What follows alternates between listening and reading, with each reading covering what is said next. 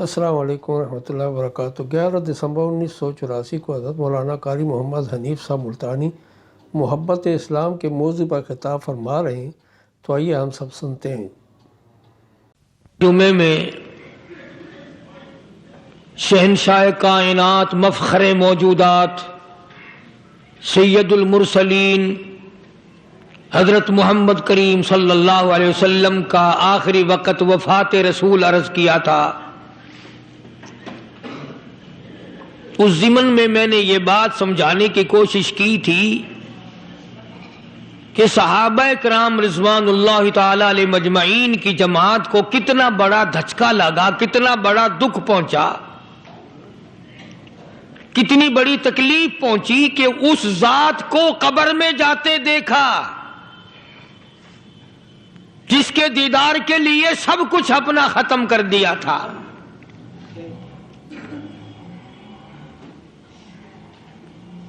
اندازہ لگائیں آپ، بعد صحابی کی پسلیاں توڑ کے رکھ دی گئیں، اور جب اس کو کہا گیا کہ تھوڑا سا پانی پی لے، کہتا نہیں، جب تک میں آقا کا دیدار نہ کر لوں ایک گھونٹ پانی کا نہیں پی سکتا۔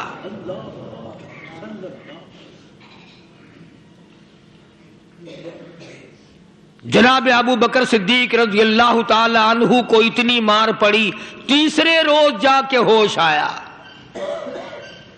امی نے اگر کہا کہ تھوڑا سا کچھ کھا لو تو کہا نہیں، پہلے شربت دیدار اور بعد میں کھانا پینا۔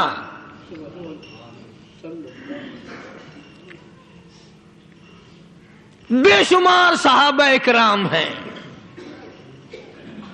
اس لیے کہتا ہوں اندازہ لگا مدینہ منورہ میں کیا حال بنا ہوگا۔ سارے عرب میں، مسلمانوں میں، دینداروں میں، صحابہ کرام میں خبر پھیل گئی، کالی کملی والے نے اس دنیا کو جواب دے دیا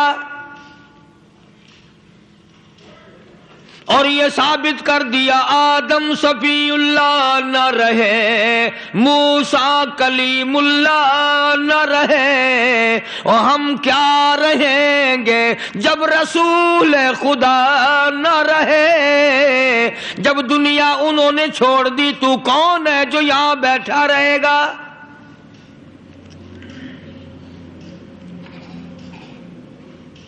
سیدنا فاروق اعظم رضی اللہ تعالیٰ عنہ جیسے بہادر فرمانے لگے، جو یوں کہے گا میرے نبی فوت ہو گئے، میں اس کی گردن اتار ماروں گا، میرا نبی فوت نہیں ہو سکتا، میرا نبی دنیا سے نہیں جا سکتا، میرا نبی ہمیشہ ہمیشہ کے لیے رہے گا۔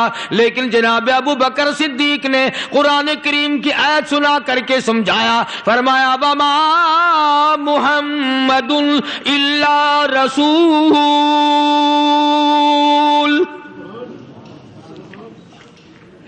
قد خلت من قبلہ الرسل۔ او لوگو، ہر نبی آئے رخصت ہو گئے، ہر نبی آئے رخصت ہو گئے، دنیا نہ پائیدار جگہ ہے، عارضی زندگی، مستعار زندگی، نہ پائیدار زندگی، فانی زندگی ہر کوئی لے کے آتا ہے، جب جانے لگتا ہے تو پتہ بھی نہیں چلتا۔ اس لیے مجذوب کہتا کہ سونے چاندی کی چمک بس دیکھنے کی بات ہے، سونے چاندی کی چمک بس دیکھنے کی بات ہے، اور 4 دن کی چاندنی پھر اندھیری رات ہے، قبر میں ہمیشہ اندھیرا رہے گا۔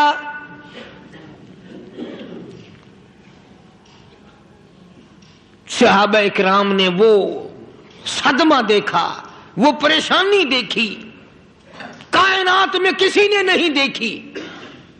کسی نے بیوی کے مرنے کا صدمہ اٹھایا ہوگا، کسی نے جوان بیٹے کی موت کا صدمہ دیکھا ہوگا، کسی نے امی کے مرنے کا صدمہ دیکھا ہوگا، کسی نے ابا کے مرنے کا صدمہ دیکھا ہوگا۔ خدا کی قسم بلال سے جا کے پوچھو، جب کالی کملی والے کا تجھے دیدار نہ ملا تیرا کیا حال بنا؟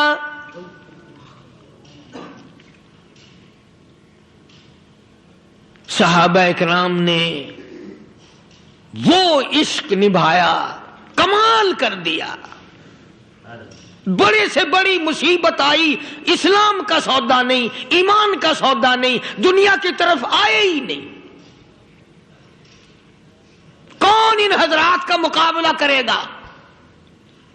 کئی لوگ کہہ دیتے ہیں جی صحابہ انسان تھے، ان سے بھی غلطی ہو. میں ٹھیک ہے، میں کہتا ہوں تھے تو انسان، پر یہ دیکھو شاگرد کس کے ہیں. صحابہ ہیں تو انسان، پر یہ اندازہ لگاؤ مرید کس کے ہیں. صحابہ ہیں تو انسان، پر یہ سوچو کہ یہ مقتدی کس کے ہیں. صحابہ ہیں تو انسان، پر یہ دیکھو صحابہ اگر سپاہی ہیں تو کالی کملی والا کمانڈر ان چیف ہے. براہ راست محمد عربی صلی اللہ علیہ وسلم کے صحابہ شاگرد ہیں، صحابہ حضور کے مرید ہیں، صحابہ حضور کے مقتدی ہیں، صحابہ حضور کی فوج کے سپاہی ہیں. ایک ایک نے کمال کر دیا. جناب ابو بکر صدیق رضی اللہ تعالیٰ عنہ فرماتے ہیں میں اچانک محلے میں جا نکلا. ابو بکر کہتا ہے میری یہ عادت تھی، شروع میں جو اسلام آیا مکے میں، چودھری مارتے ہیں، رئیس مارتے ہیں، سردار مارتے ہیں، کمزوروں کو مارتے ہیں. جو کلمہ پڑھتا تھا پہاڑ ٹوٹ جاتے تھے. پیر پکڑ کر مکی کی گلیوں میں گھسیٹا جاتا تھا، چمڑا ادھڑ جاتا تھا. آج یہ بات کہنا بڑا آسان ہے. تبلیغی ساتھی سفر کرتے ہیں، تکلیف اٹھاتے ہیں، اگر جی جاؤ کافروں کو کلمہ سکھا کے آؤ. اور کلمہ تو تیرے پلے نہیں تو کافروں کو تو پھر پہنچائیں گے نا. 80 سال کی عمر ہے، کلمہ صحیح نہیں آتا. قبر بالکل سر پہ ہے، موت سر پہ ہے، قبر سامنے ہے، پھر بھی کلمہ نہیں آتا. اور میں تو کئی مرتبہ کہا کرتا ہوں کہ یہ بھی فکر کیا کرو کہ اس نبی کی ذات پر تم درود پاک پڑھتے ہو صلی اللہ علیہ وسلم، جس کی ذات پہ خود خدا درود بھیجتا ہے، فرشتے بھیجتے ہیں. ہزاروں بار مشک و عنبر سے منہ دھو کر کے اگر درود پڑھو تو ڈرنا چاہیے بے ادبی نہ ہو جائے. تو غلط ہو درود پڑھتا نبی کی ذات پہ.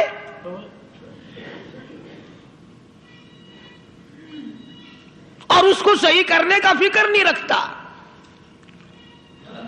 چنانچہ ابو بکر صدیق رضی اللہ تعالیٰ عنہ چکر لگاتے لگاتے ایک محلے میں جا نکلے. وہاں جا کے دیکھا ایک نوجوان ہے، غریب صحابی، نادار صحابی، مفلس صحابی، کافر کا غلام ہے، کالی کملی والے صلی اللہ علیہ وسلم کا کلمہ پڑھتا ہے. کافروں نے پکڑ کر گرم گرم ریت پہ اوندا کر کے لٹایا ہوا ہے، اور کئی کافر اس صحابی کی کمر پہ چڑھ کر لتاڑ رہے ہیں.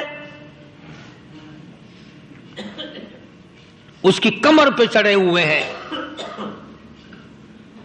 جناب ابو بکر صدیق رضی اللہ تعالیٰ عنہ فرماتے ہیں میں نے دور سے دیکھا، میں سمجھ گیا کوئی غریب آدمی ہے. جب میں قریب گیا فرماتے ہیں میری آنکھ نے دیکھا ابو فقیہ صحابی میں نے پہچان لیا. کئی آدمیوں کے لتاڑنے کی وجہ سے، کئی آدمیوں کی کمر پہ چڑھ جانے کی وجہ سے ابو بکر کہتا ہے اتنی لمبی ابو فقیہ کی زبان باہر نکل آئی،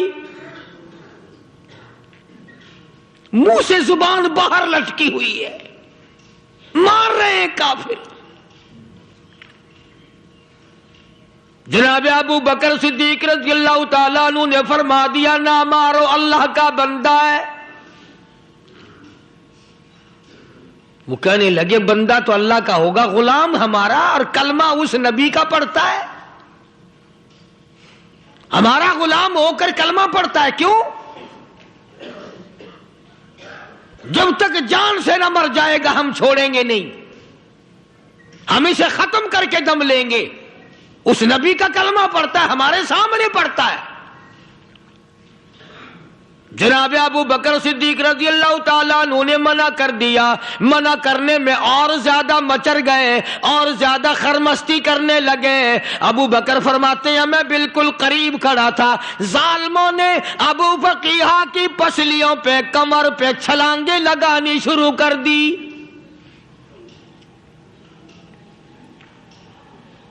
جناب صدیق اکبر رضی اللہ تعالیٰ عنہ فرماتے ہیں میں بالکل قریب کھڑا تھا جب انہوں نے چھلانگیں لگائیں. صحابی بے نوا اور مفلس غریب صحابی کی کمر پہ اچانک میرے کانوں میں کڑاک کڑاک کر کے پسلیاں ٹوٹنے کی آواز آنے لگی.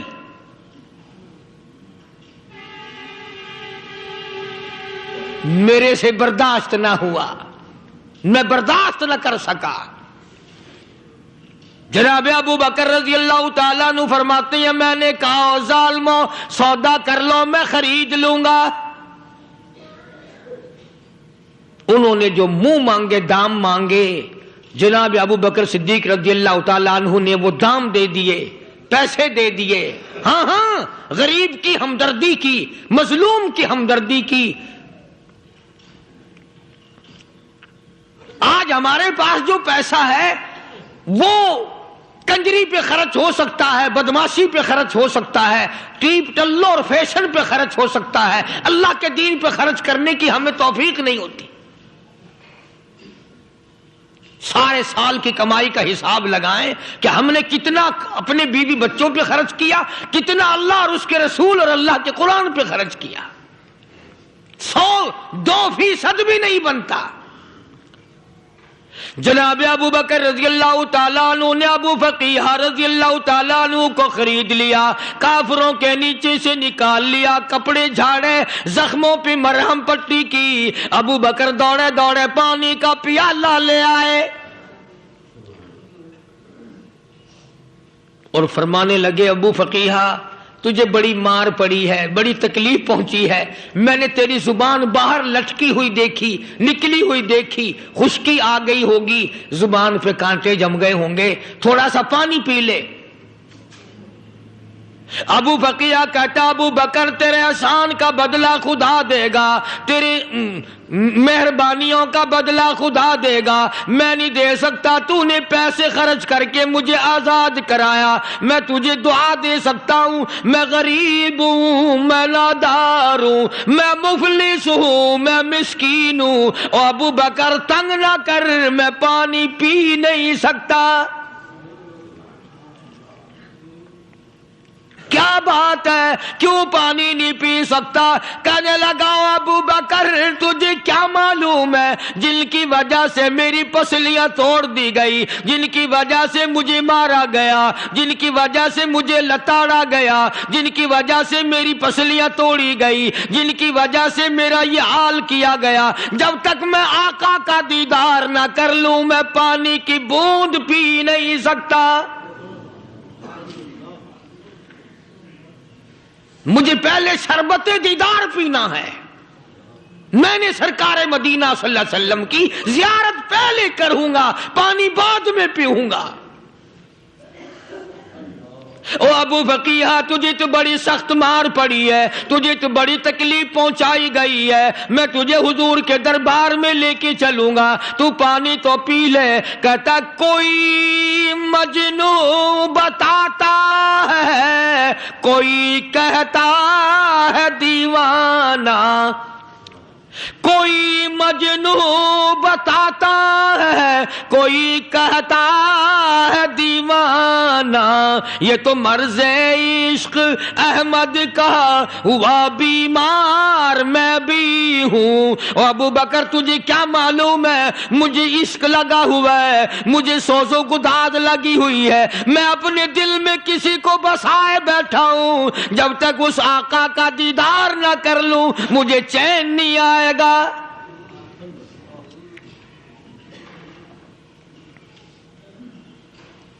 ہمیں عورتوں سے محبت ہے, ہمیں اولاد سے محبت ہے, ہمیں کوٹھی بنگلے سے پیار ہے, ہمیں روپے سے پیار ہے, ہمیں بڑی جاہ و حشم سے پیار ہے. اور خدا اور اس کے رسول سے پیار کرنے والے لوگ مدینے کے قبرستان میں سو گئے, قرآن سے پیار کرنے والے لوگ، حضور کے درباری لوگ وہیں سو گئے۔ اندازہ لگاؤ، کوئی مار کھا کے اپنے ماں باپ کے پاس جائے گا، کوئی بھائی برادری میں جائے گا، کوئی تھانے میں رپورٹ لکھوانے جائے گا، کوئی اسپتال میں سرٹیفکیٹ لینے جائے گا، کوئی ڈاکٹری کرانے جائے گا۔ ابو فقیہہ تم کتنے خوش نصیب ہو، امام الانبیاء کے دربار میں چلے ہو۔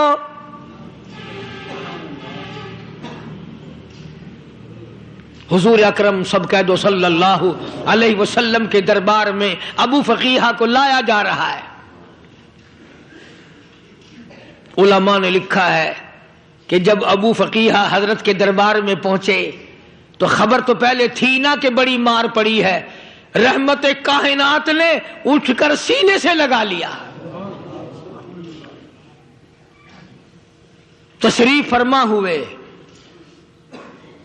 فرمایا ابو فقیہہ، جی حضور میں نے سنا ہے تو نے پانی نہیں پیا، اتنی مار پڑی تیری پسلیاں توڑ دی گئی، تیری کمر پہ چھلانگیں لگائی گئی، تجھے گرم گرم لیت پہ لٹایا گیا، تیری زبان باہر نکل آئی، اور میں نے سنا ہے تو نے پانی نہیں پیا۔ کہتا ہے آقا ہاں نہیں پیا۔ فرمایا کیوں نہیں پیا؟ کہتا ہے آقا میں اس وقت پانی پیتا میرے منہ میں صرف پانی جاتا، اب پیوں گا ہاتھ تیرا ہوگا منہ میرا ہوگا، پانی میرے منہ میں جائے گا، مجھے حوض کوثر کا مزہ یہی آ جائے گا، مجھے لطف آئے گا محمد عربی صلی اللہ علیہ وسلم کے ہاتھ سے پانی پینے کا۔ علماء نے لکھا ہے کہ حضرت نے جب اپنے رحمت والے ہاتھ سے وہ انگلی چاند کو اشارہ کیا، جگر پھنس کر ٹکڑے ہو گئے، وہ انگلی اشارہ کیا سورج واپس ہو گیا، وہ انگلی درخت اپنی جڑیں چھوڑ کر پیغمبر کے قدموں میں آ گئے، وہ انگلی جن میں کنکر پہاڑ کے لیے تو کلمہ پڑھنا شروع کر دیا، وہ انگلی اونٹ کی طرف کی تو بول پڑا، وہ انگلی چڑیاں سامنے آئی تو انہوں نے شکایت کر دی، وہ انگلی جن کو دیکھ کر کے بیت اللہ پھر گیا۔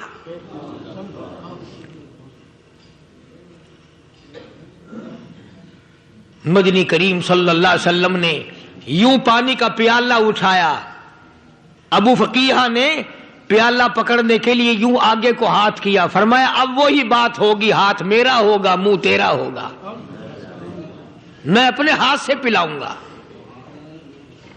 ابو فقیہہ کو پانی پلا دیا،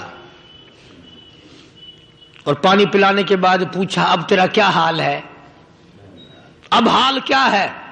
کہتا ہے آقا تیرے چہرے پہ فدا شمس و قمر، تیرے چہرے پہ فدا شمس و قمر، تیری زلفوں پہ تصدق شام و سحر، تیرے چہرے پہ فدا شمس و قمر، تیری زلفوں پہ تصدق شام و سحر، رخسار پہ ٹھہرے کس کی نظر، تیری بانکے ادا کا کیا کہنا، او کالی کملی والے تیری زیارت ہوئی سارے دکھ بھول گیا، میرے سارے غم ٹل گئے، میرے سارے دکھ دور ہو گئے، میری ساری پریشانی دور ہو گئی، اور میں تو اب مزے میں ہوں۔ جناب ابو بکر صدیق رضی اللہ تعالیٰ عنہ نے مال خرچ کیا، صحابہ کرام کی جانیں بچائیں۔ قیامت کا دن ہوگا، ساری کائنات کی پیشی ہوگی، اللہ پاک پوچھے گا تو دنیا میں کیا کرتا تھا؟ کوئی کہے گا میں کھیتی باڑی کرتا تھا، کوئی کہے گا میں دفتر میں نوکر تھا، کوئی کہے گا میری دکان تھی، کوئی کہے گا میں یہ کمائی کرتا تھا، کوئی کہے گا میں یہ کمائی کرتا تھا۔ آئے گی باری ابو بکر کی، اللہ پاک پوچھے گا دنیا سے کیا لایا؟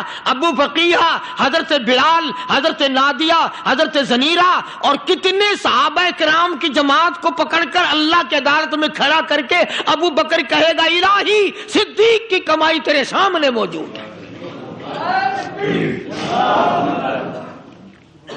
مبارک ہیں یہ لوگ کہ ان حضرات نے محض اللہ اور اس کے رسول کریم صلی اللہ علیہ وسلم کو راضی کرنے کے لیے اپنا سب کچھ قربان کر دیا.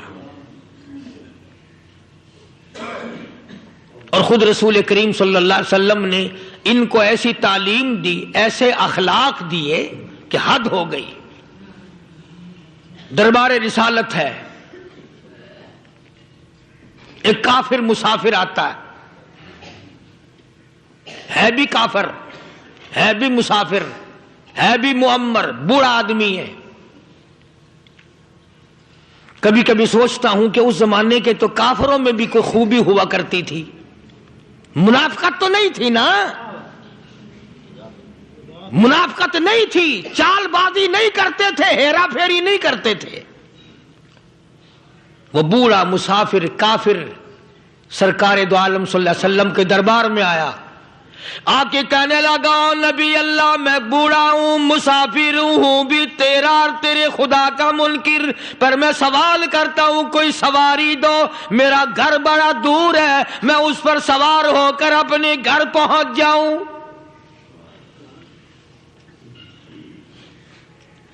حالانکہ مسلمانوں کے پاس سواریاں کہاں تھی، خود تنگی میں تھے، وطن چھوڑ کے آئے، قربانیاں دے کے آئے، پتے چباتے ہوئے آئے، پانی پورا رج کے پینے کے لیے پانی نہیں ملتا.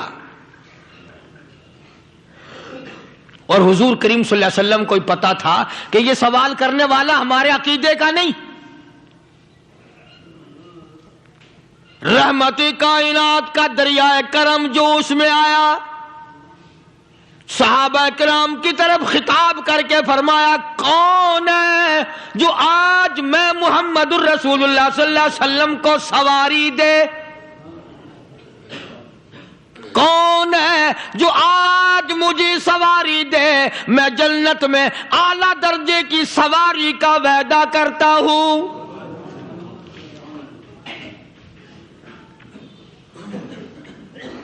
حضرت عبادہ بن ثابت رضی اللہ تعالیٰ عنہ صحابے اٹھے اور اپنی ڈاچی، اپنی اونٹنی حضور کے ہاتھ میں پکڑا دی، اور حضور نے اس مسافر کو دے دی کہ لے بھائی سواری تجھے مل گئی. اب وہ مسافر جو تھا بوڑھا، وہ کہنے لگا جی میرے پاس کپڑا بھی نہیں ہے. اب تم جیسا اگر کوئی سیٹ ہوتا نا، آنکھیں نکالتا کہ ہم نے تیرے لیے یہاں کو ٹیکسٹائل مل چلا رکھے، سواری مل گئی تو اور آگے کو چل گیا، راستہ پکڑا پڑا جا. خدا جانے دھکے دیتے، خدا جانے مکے مارتے، خدا جانے کتنی باتیں بناتے. امام الانبیاء محبوب کبریا حضرت محمد مصطفیٰ صلی اللہ تعالی علیہ وسلم پھر کھڑے ہو گئے، صحابہ کرام کو خطاب کر کے فرمایا کون ہے جو آج مجھے کپڑا دے، کل میں جنت میں اعلیٰ درجے کی پوشاک اور لباس جوڑوں کا وعدہ کرتا ہوں.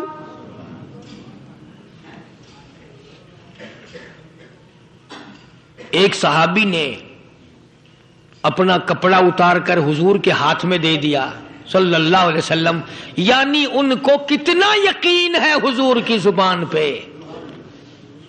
سودا جنت کا ہو رہا ہے، زبان ہے کالی کملی والے کی، سودا ہو رہا ہے جنت کا.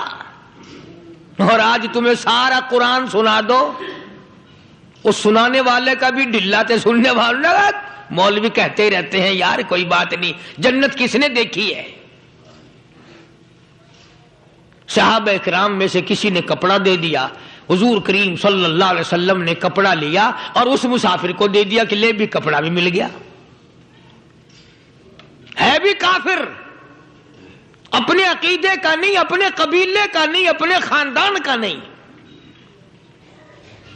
اب وہ کہنے لگا کہ نبی اللہ مجھے بھوک بھی لگی ہے، میں نے روٹی بھی کھانی ہے. مدنی کریم صلی اللہ تعالی علیہ وسلم پھر کھڑے ہو گئے اور صحابہ کرام کو خطاب کر کے فرمایا کون ہے جو مجھے آج کھانا دے، روٹی دے، کل میں جنت میں اعلیٰ درجے کے کھانے کا وعدہ کرتا ہوں.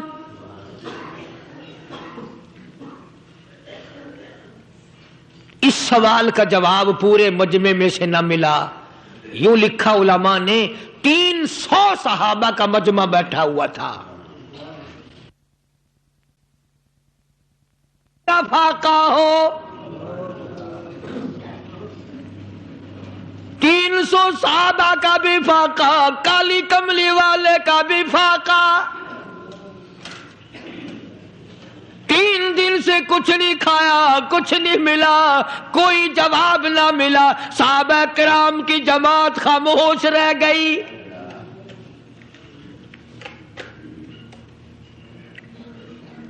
سلمان فارسی رضی اللہ تعالیٰ عنہ اٹھے اور اس مسافر کا ہاتھ پکڑا اور کہنے لگا, میں تجھے ایسے دروازے پہ لے کے چلوں گا جہاں سے کچھ نہ کچھ کھانے کے لیے مل جائے گا. آیا ہے سلمان فارسی مسافر کو لے کر خاتون جنت سیدہ فاطمۃ الزہرا رضی اللہ تعالیٰ عنہا کے دروازے پہ, اور آواز لگائی, یا اہل بیت رسول اللہ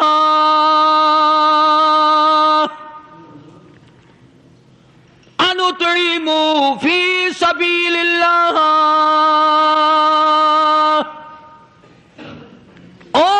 نبی کی لخت جگر, نبی کی نوری نظر اور نبی کے جگر کے ٹکڑے اور کالی کملی والے کی بیٹی, اے فاطمہ ایک آدمی بھوکا ہے, کھانا کھلانا ہے, اس کے لیے کھانا بھیجو.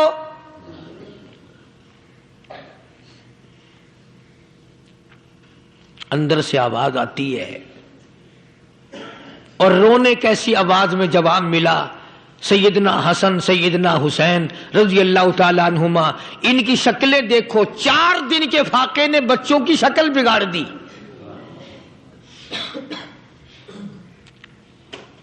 پیغمبر کے نواسوں کا فاقہ, پیغمبر کا نواسا, پیغمبر کی بیٹی کا فاقہ, تمام مسلمان فاقے سے ہیں. کوئی گلہ نہیں کرتا, کوئی شکایت نہیں کرتا, کوئی اعتراض نہیں کرتا. اسی حالت میں اگر جنگ بھی ہو جائے تو صحابہ پھر بھی پیچھے رہنے کو تیار نہیں.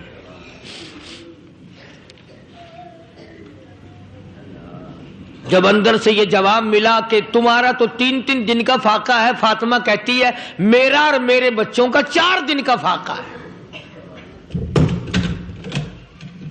تو سلمان فارسی اس مسافر کو لے کے واپس ہونے لگا.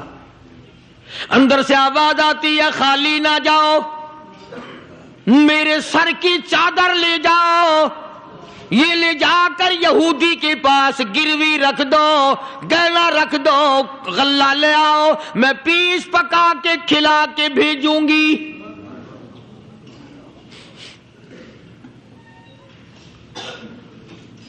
کہاں آج ایسے سخی عورت ہیں, کہاں ایسے سخی مرد ہیں. مسافر کو کون کھلائے, دین پر خرچ کون کرے. کسی طالب علموں کو, آپ میں سے اکثریت ایسے لوگوں کی ہے جنہوں نے ساری عمر میں, سارے سال میں کبھی ایک قرآن پڑھنے والے طالب علم کو روٹی نہیں کھلائی ہوگی. اور پھر یہ کبھی نہیں سوچا کہ میں آخر کما رہا ہوں تو کیا کر رہا ہوں. بس شیطان یوں کہہ دیتا ہے یہ تو بڑے بڑے امیروں کا کام ہے, تو غریب آدمی ہے, تیرے بس کا یہ کہاں کام ہے. یہ تو بڑے بڑے امیروں کا کام ہے طالب علموں کو, مسافروں کو کھانا کھلانا. کل قیامت میں اگر اللہ نے یہ فرما دیا کہ جنت تو میں نے امیروں کے لیے بنائی ہے, تو مزدور ہے, بھاگ یہاں سے, پھر کیا بنے گا.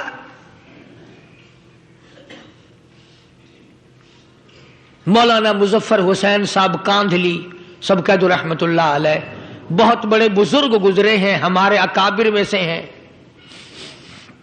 کاندھلا ایک قصبہ ہے جس نے بڑے بڑے ولی پیدا کیے ہیں.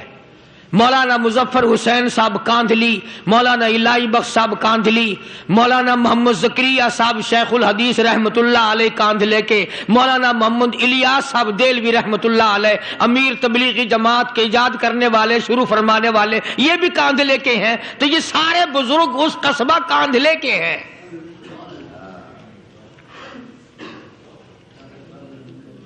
تو مولانا مظفر حسین پانی پت سے پیدل چل دیے اپنے کاندھلے کرانے کی طرف. راستے میں ایک بستی آئی, شام ہو گئی تو حضرت نے وہیں قیام کر لیا, ٹھہر گئے. عصر کی نماز پڑھی، مغرب کی نماز پڑھی، مسجد میں صفائی کی، اذان دی، کوئی ایک آدھ آدمی آیا تو جماعت کر لی۔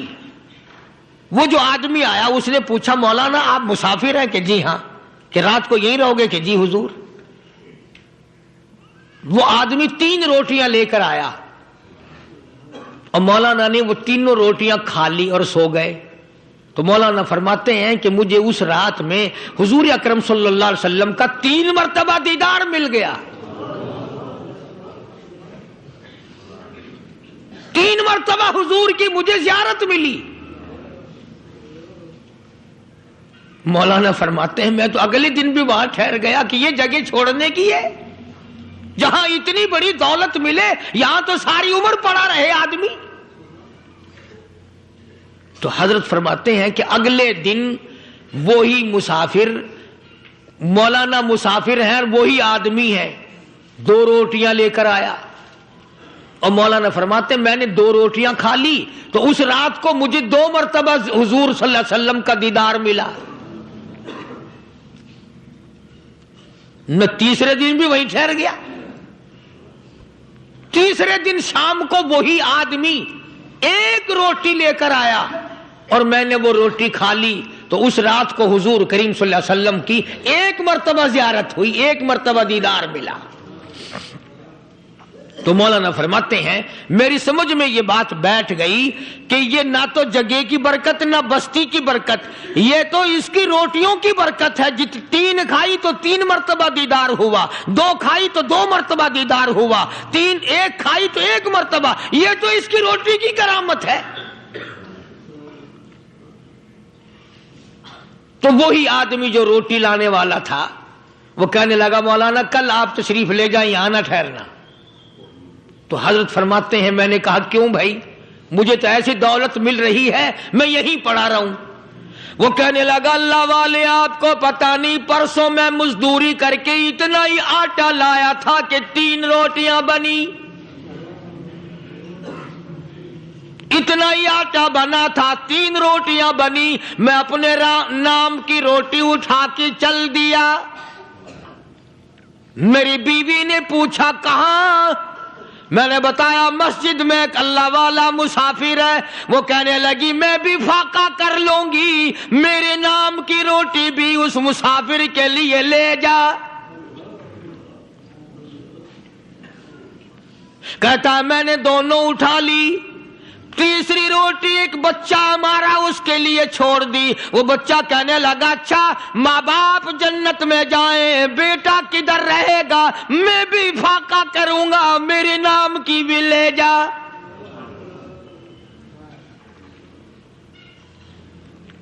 میں نے 3 روٹیاں لا دی اور اگلے دن جو میں نے مزدوری کی اس کی 3 روٹیاں بنی، بچے کی حالت خراب ہو گئی تھی، اس کو دے آیا۔ ہم نے میاں بیوی نے چوتھے دن بھی فاقہ کر لیا اور آج بیوی کی حالت بھی خراب ہو گئی تھی، آج صرف اپنی لایا ہوں۔ مولانا اس لیے عرض کر دیا کبھی کل میرا پیر نہ پھسل جائے، ایسا نہ ہو میرا قدم ڈگمگا جائے، ایسا نہ ہو بھوک کا مارا میں کچھ اور کر بیٹھوں، اس لیے عرض کر دیا کل آپ تشریف لے جائیں۔ عرض میں یہ کر رہا تھا کہ کسی زمانے میں دوسرے کی خیر خواہی کے لیے لوگ سب کچھ کر گزرتے تھے۔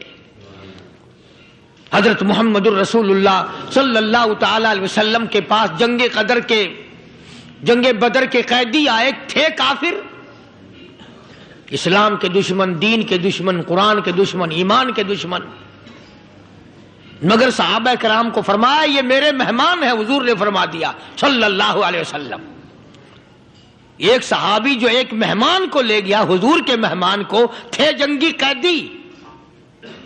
علماء کرام نے لکھا صحابی کے گھر میں کھانا تھوڑا تھا، اس کافر کو تو کھانا دے دیا، آپ اس کے پاس بیٹھ کر درخت کے پتے چبا لیے۔ دوسرا دن آیا پھر ایسا ہی کیا. اس حضور کے مہمان جنگ بدر کے قیدی کافر کو کھانا کھلایا, خود درخت کے پتے چبا لیے. تیسرا دن آیا وہ جنگی کافر کہنے لگا, قیدی کہنے لگا, آج پہلے کلمہ پڑھا پھر روٹی کھلا. میں پہلے مسلمان بنتا ہوں, اس کے بعد میں کھانا کھاؤں گا. ارے تم اتنے اپنے اوپر دوسرے کو ترجیح دیتے ہو کہ ہم کافر بھی ہیں, تمہیں مارنے والے تمہیں مارنے آئے تھے, اور تمہارا حال یہ کر دیا کالی کملی والے نے کہ خود پتے چباتے ہو, دشمن کو کھانا کھلاتے ہو, خود درختوں کے پتے چبا رہے ہو. محمد صلی اللہ علیہ وسلم نے تمہیں اتنا اونچا بنا دیا, نگاہ نبوت نے تمہیں ایسا رنگ دیا, اور نبی کے دروازے نے تمہیں وہ دیا کہ قیامت آ سکتی ہے مگر صحابہ تمہاری دولت نہیں چھین سکتی. تو فاطمہ الزہرا رضی اللہ تعالی عنہا نے سر کی چادر اتار کر دے دی سلمان فارسی کو کہ یہ لے جا, یہودی کے پاس جا کے گروی رکھ دے, دانا غلہ لے آ, میں پیس پکا کے کھلا کے بھیجوں گی. سلمان فارسی کہتے ہیں رضی اللہ تعالی عنہ کہ ہم چادر لے کر کے یہودی کے پاس گئے اور یہودی کو سارا قصہ بتایا. اس یہودی نے چادر لے کر رکھ لی اور غلہ تولنے لگا دینے کے لیے, تو رو رہا تھا. ہم نے پوچھا تجھے کیا ہوا, تو کیوں رویا؟ کہنے لگا مسلمانوں, ہماری توریت میں واقعہ موجود ہے, قصہ موجود ہے. آخر الزمان پیغمبر صلی اللہ علیہ وسلم کی بیٹی کی دروازے پہ ایک بھوکا کافر مسافر آئے گا, اس کا پیٹ بھرنے کے لیے نبی کی بیٹی اپنی چادر اتار کر گروی رکھ دے گی, یہودی کے پاس غلہ منگوا کے کھانا کھلائے گی. آج توریت کی بات سچی ہو گئی, چادر آئی رکھی ہے, میں وہ یہودی ہوں.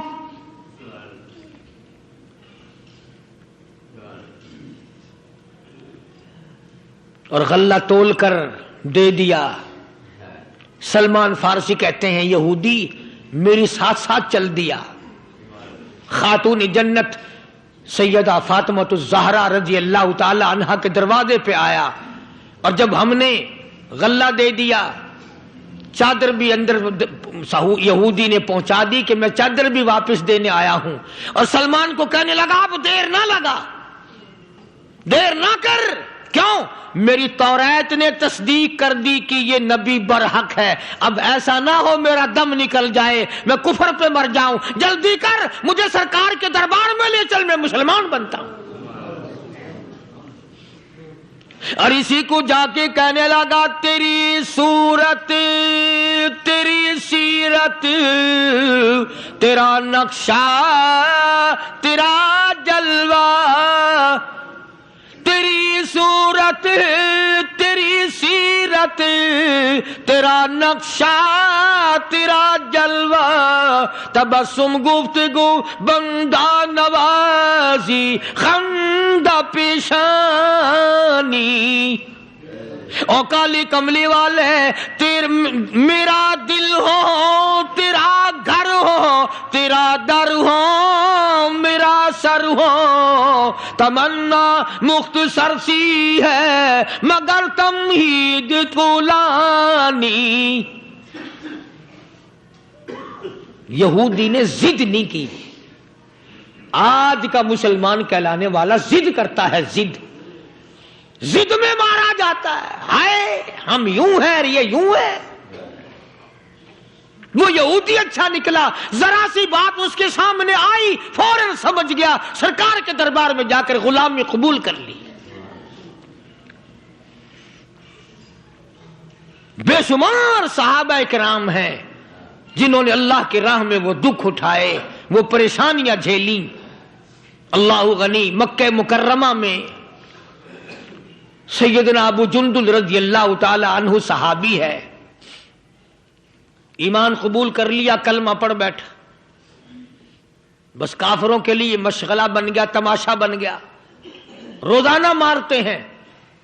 اندازہ لگاؤ مسلمانوں, ملتان کے رہنے والوں, سارا مکہ مارنے والا ایک ابو جندل مار کھانے والا. لڑکے مارتے ہیں، جوان مارتے ہیں، بوڑھے مارتے ہیں، پیر پکڑ کر مکے کی گلیوں میں گھسیٹے گھسیٹے پھرتے ہیں. رحمت کائنات حضرت محمد رسول اللہ صلی اللہ تعالی علیہ وسلم عمرے کے لیے تشریف لائے ہیں. کفار مکہ نے روک دیے. حدیبیہ میں مکے سے 6 میل پر حضور صلی اللہ علیہ وسلم تشریف فرما ہے. صحابہ کرام کی فوج ہے، لشکر ہے، سرکار دو عالم ہے صلی اللہ علیہ وسلم. ذرا توجہ کرنا، کلیجے پہ ہاتھ رکھ کے. ابو جندل کے پیروں میں بیڑیاں ڈال رکھی ہیں، چلا نہ جائے، مدینے نہ بھاگ جائے، کھسک نہ جائے، نکل نہ جائے. ابو جندل یہ آس لگا کر، یہ آرزو لگا کر مدینے کی طرف چلا جاؤں گا. مسلمان قریب آئے ہوئے، ان میں شامل ہو جاؤں گا، میں بھی آزادی سے نماز پڑھوں گا، کالی کملی والے کا دیدار کیا کروں گا. میرے مصیبتوں کے دن ختم ہو جائیں گے، میری تکلیف کے دن ختم ہو جائیں گے، میری مصیبتیں ٹل جائیں گی. گرتا پڑتا پہاڑوں کے اوپر سے چڑھتا اترتا بڑی مشکل سے حضور کے دربار میں پہنچا.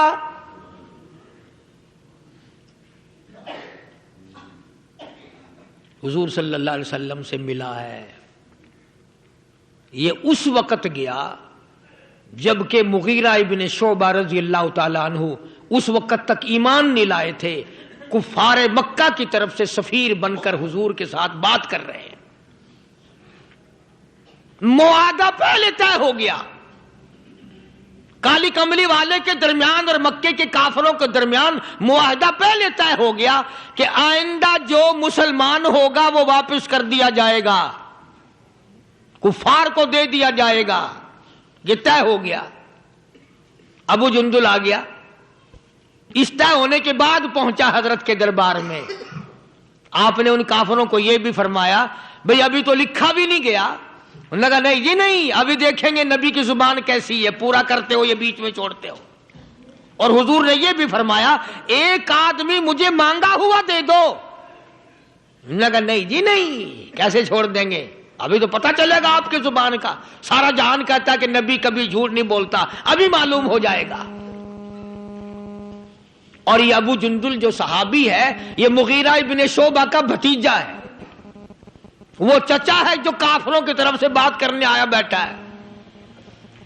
اندازہ لگاؤ مسلمانوں ابو جندل کی کلیجے پہ کیا بیتی ہوگی. حضور کے سامنے مغیرہ ابن شعبہ نے کھڑے ہو کر اس کے منہ پہ تماچے مارے اور گھسیٹ کر مکے واپس لانے لگے. چل ہم تجھے نہیں چھوڑیں گے. اندازہ لگاؤ ابو جندل کو پتہ نہیں ہے کہ مجھے شام کوئی اور کتنا ماریں گے اب، اور کتنے دکھ دیں گے، کتنا عذاب دیں گے، کتنا پریشان کریں گے. ابو جندل کو سارا پتہ ہے. چچا اور دوسرے کافریوں گھسیٹ کر لے جا رہے ہیں، کھینچ کر لے جا رہے ہیں اور مڑ مڑ کے یوں حضور کی طرف دیکھتا جاتا ہے. ابو جندل کہنے لگا او کالی کملی والے میری خیر ہے، میرا اللہ مالک ہے، میرا جو حال بنے وہ بن جائے، میرا چمڑا اڈھیڑیں گے اڑ جائے، میرا قیمہ بنائیں گے بن جائے، میری بوٹیاں اڑائیں گے اڑ جائیں، پر کالی کملی والے اتنا تو بتا دے آپ تو مجھ سے راضی ہیں.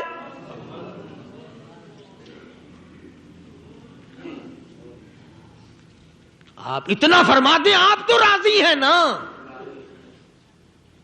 فرمایا ابو جندل میں راضی میرا خدا راضی.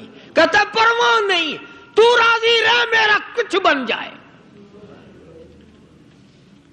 تم جیسا ہوتا تو بگڑ جاتا. واہ جی واہ، خود یہاں موج کر رہے ہیں، میں وہاں اکیلا پھنسا رہا ہوں، میں نہیں جاتا ہوں. وعدہ تم نے کیا ہوگا، میرا تو کسی سے معاہدہ نہیں. ہزارہا باتیں بناتے، ہزارہا بیچ میں سے چنانچہ نکالتے۔ صحابہ وہ ہیں جنہوں نے غلامی کی ہے، تکلیف آئی پرواہ نہ کی، قیمہ بنا دیا گیا پرواہ نہ کی، بوٹیاں اڑا دی گئی پرواہ نہ کی۔ ایسے لوگ پیدا کیے محمد صلی اللہ علیہ وسلم نے کہ زمین کے اوپر آسمان کے نیچے غلامی کرنے کے لیے ایسے لوگ آئے ہی نہیں۔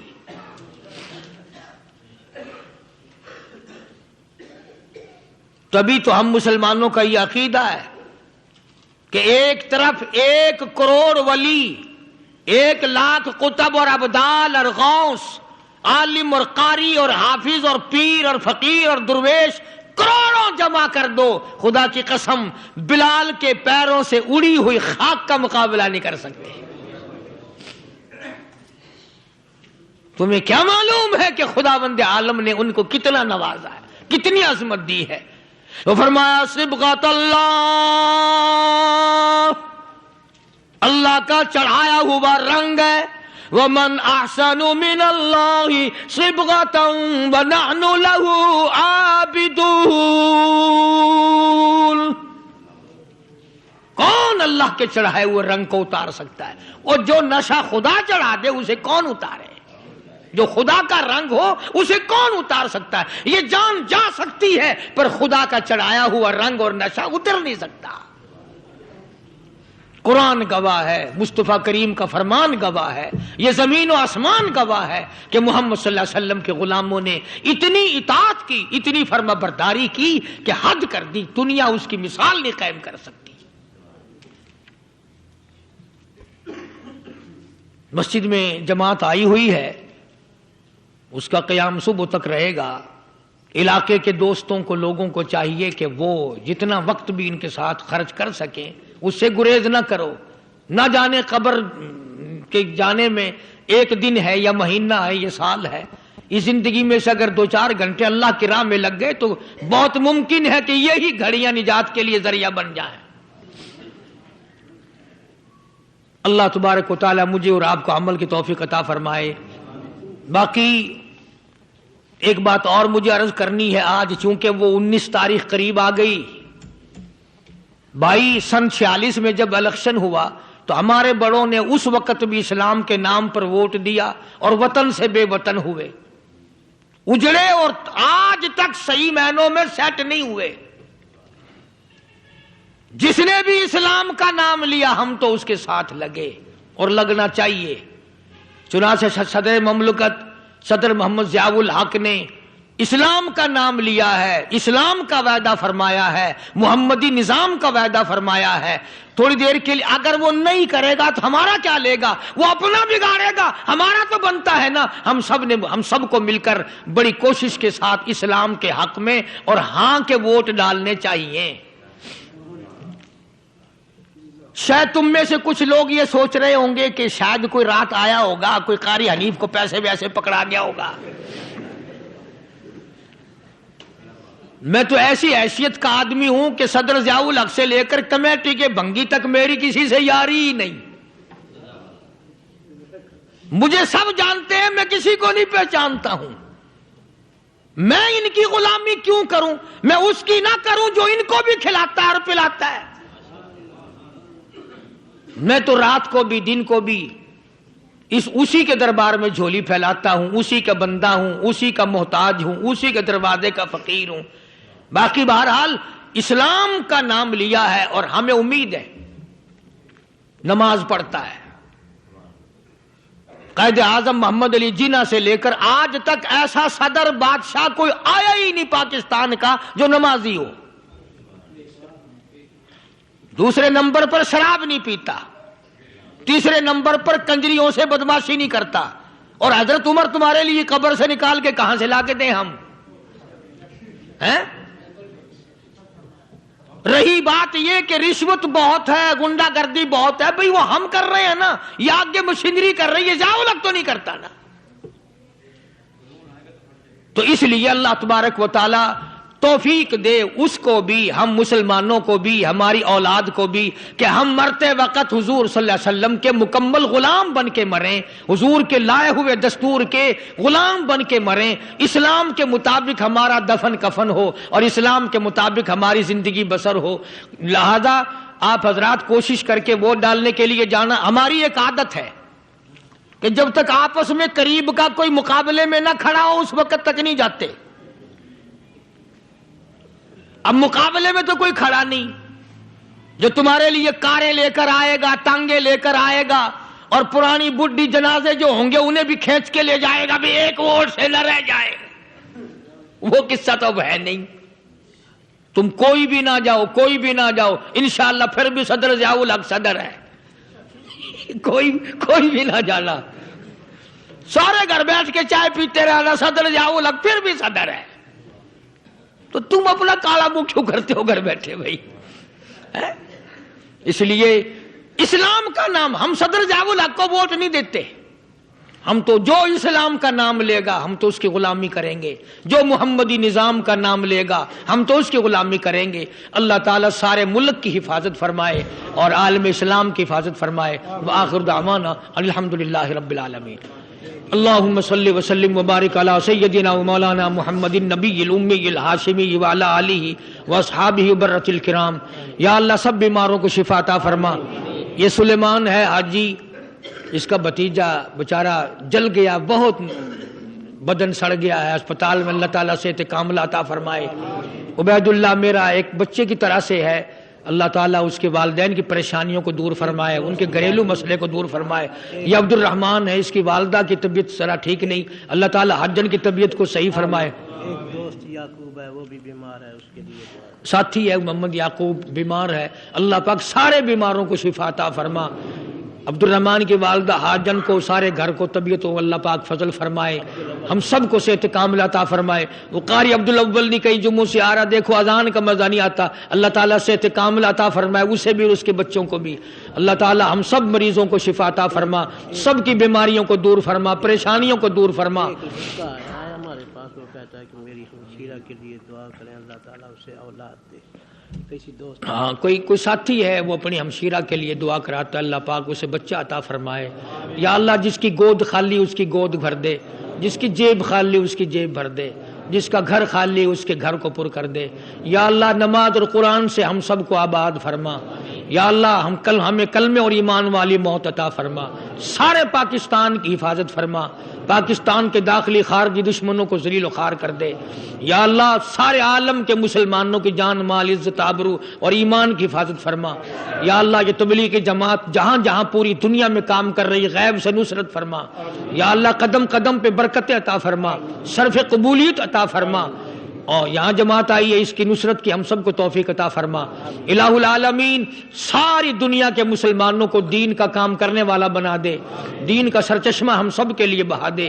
یا اللہ پوری دنیا میں اسلام کا جھنڈا پھیلا دے اور کفر کو مٹا دے، شرک و بدعت اور کفر نفاق کو ختم کر دے، محمد صلی اللہ علیہ وسلم کی لائے ہوئے نظام کو جاری ساری فرما۔ یا اللہ ہم سب کو حضور صلی اللہ علیہ وسلم کے دین سے ملفت محبت عطا فرما۔ ربنا آتنا فی الدنیا حسنۃ وفی الآخرۃ حسنۃ وقنا عذاب النار۔ کئی ساتھی کئی دعاؤں کے لیے کہتے ہیں، یا اللہ سب کی جھولیاں بھر دے، جتنے مرد عورت جھولی پھیلائے بیٹھے، یا اللہ سب کو حج بیت اللہ نصیب فرما، سب کو روضے رسول اللہ صلی اللہ علیہ وسلم کی زیارت نصیب فرما، اس مسجد کو آباد کرنے والوں کو آباد فرما، اس کی خدمت اور مدرسے کی خدمت اور تمام حصہ لینے والوں کے کاروبار میں مال و جان برکت عطا فرما، دو جان میں ان کو سعادت اور سرخروئی عطا فرما۔ صلی اللہ علی حبیبہ محمد و آلہ و اصحابہ اجمعین برحمتک یا۔ ابھی آپ نے بیان سنا، آپ سب دوستوں سے یہ گزارش ہے کہ جتنے بھی بیانات ہیں ان سب کو فیس بک اور واٹس ایپ کے گروپوں میں شیئر کریں۔ بہت شکریہ۔